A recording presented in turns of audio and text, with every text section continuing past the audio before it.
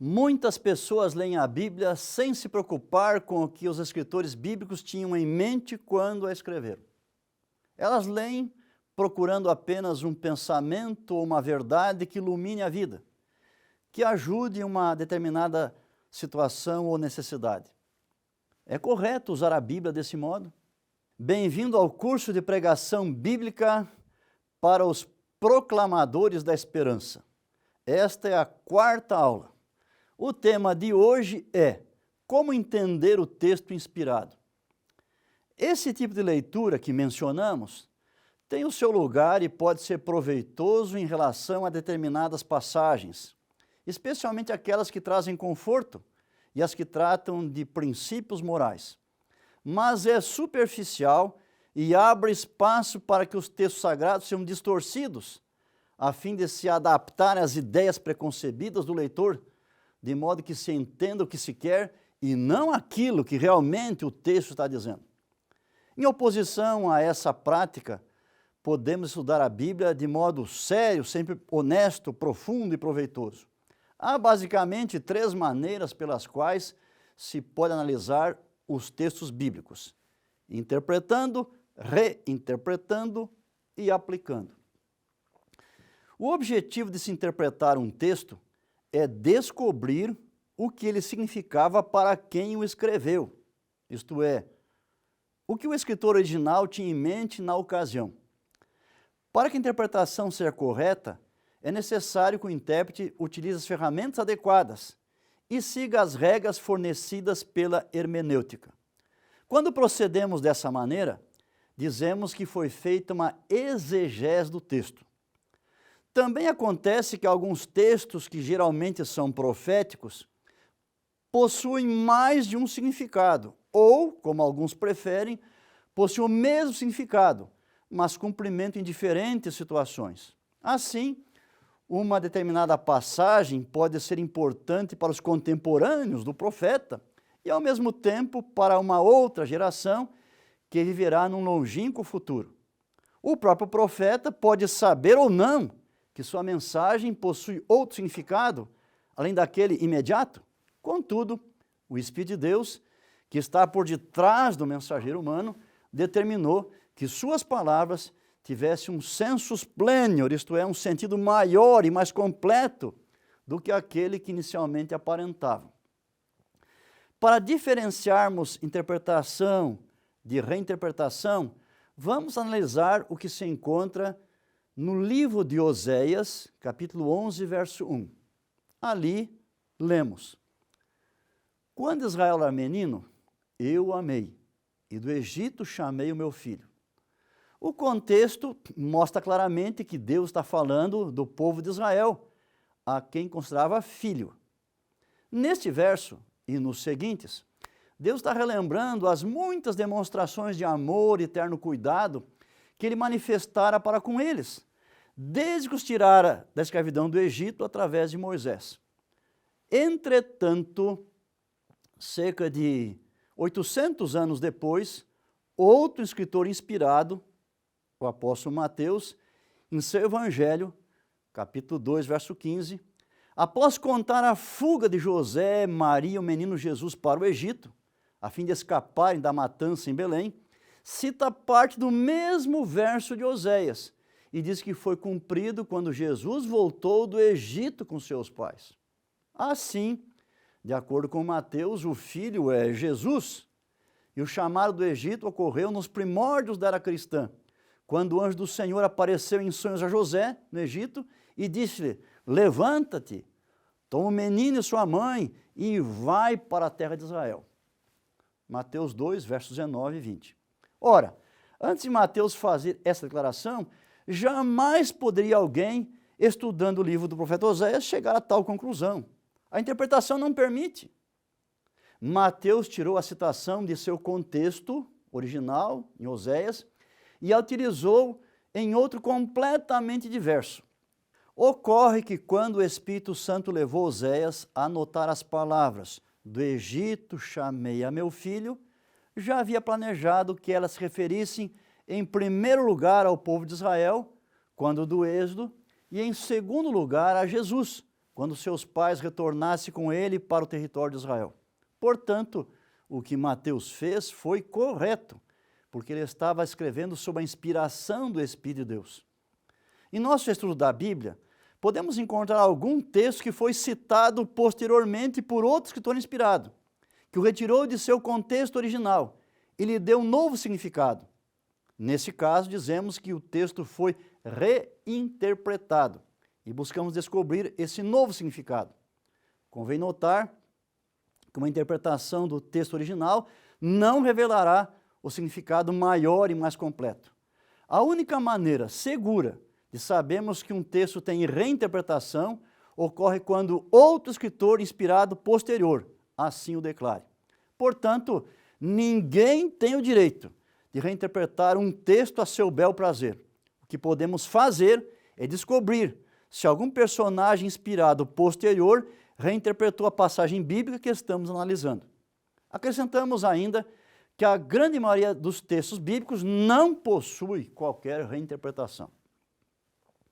Depois que o texto foi interpretado, entendido, agora que se sabe o que ele significava no passado, ele precisa ser aplicado. Aplicar significa extrair a lição espiritual do texto para a vida presente. O pregador deve perguntar: como esse texto ajuda a mim e aos meus ouvintes, em meio às nossas lutas, necessidades e desafios? Deve-se notar que a intenção da Bíblia, ao falar do passado e do futuro, é aplicá-lo ao presente. O valor da interpretação jamais deve ser desprezado, pois se não houver uma interpretação, ou se ela for incorreta, corre-se o risco de se fazer uma aplicação que não condiz com a verdade, de modo que resulte em indivíduos e congregações formando caracteres e adotando procedimentos que destoam daquilo que foi planejado por Deus. A tarefa da pregação é basicamente a de aplicar o texto à vida dos ouvintes. Sem aplicação não há sermão. Sem aplicação a mensagem frequentemente deixa de ser relevante, porque o ouvinte geralmente não percebe como aquela porção bíblica se relaciona com a sua vida e o abençoa. A aplicação tem sido comparada a uma ponte entre o mundo bíblico e o mundo atual. Para construí-la, o pregador deve conhecer bem as duas margens que irá ligar o texto bíblico e seus ouvintes.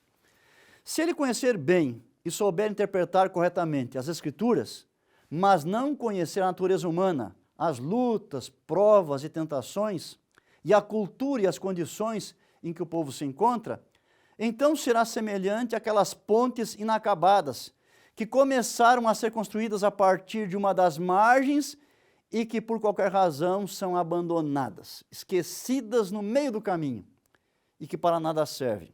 O mesmo ocorrerá se ele estiver bem familiarizado com seus ouvintes, se conhecer bem a natureza humana, mas desconhecer o correto ensino bíblico.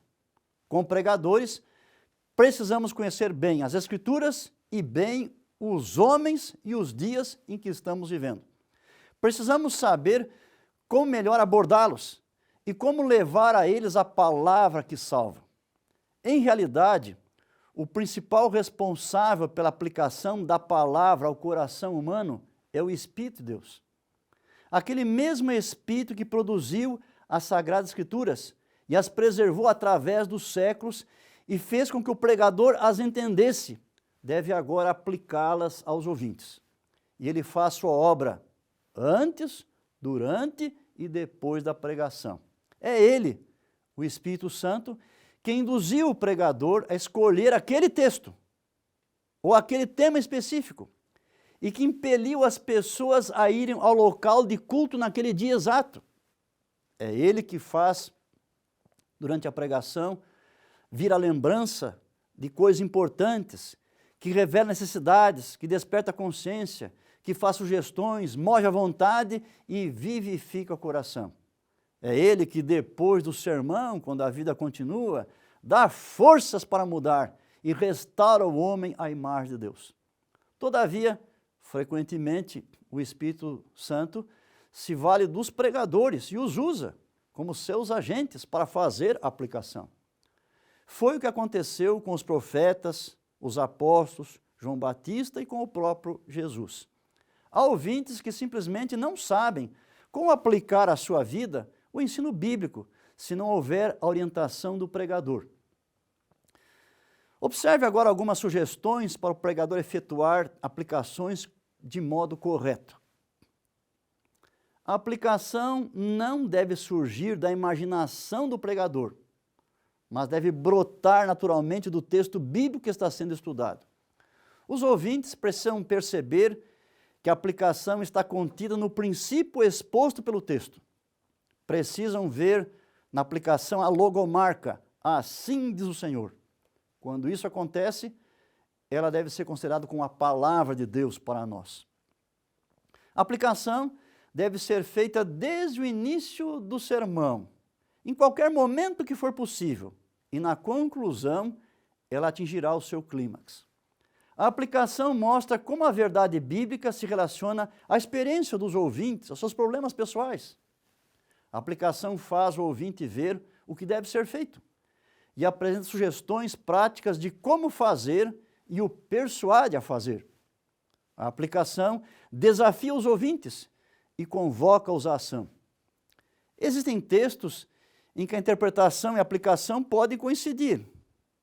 Geralmente são aqueles que tratam de princípios morais ou espirituais e que são expressos por meio de uma linguagem bastante clara e abrangente que alcança todos os homens ou todos os cristãos.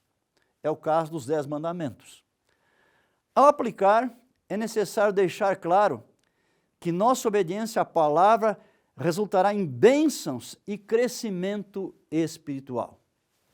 Deixo com você agora uma tarefa para casa. Eu peço que você examine o texto de 1 Coríntios, capítulo 8, verso 9. Leia o contexto, o que está à volta, os capítulos 8, 9 e 10. E também algum comentário bíblico a respeito. Descubra o que esse texto significava para os irmãos de Corinto, que receberam essa carta. Isso é a interpretação. Depois, procure aplicar esse mesmo texto para a sua realidade. Isso é aplicação. Como vimos, a aplicação é um aspecto essencial do sermão. Sem ela, a exposição da palavra nem sequer pode ser chamada de sermão. Ela se constitui na ponte entre o mundo bíblico e o mundo contemporâneo.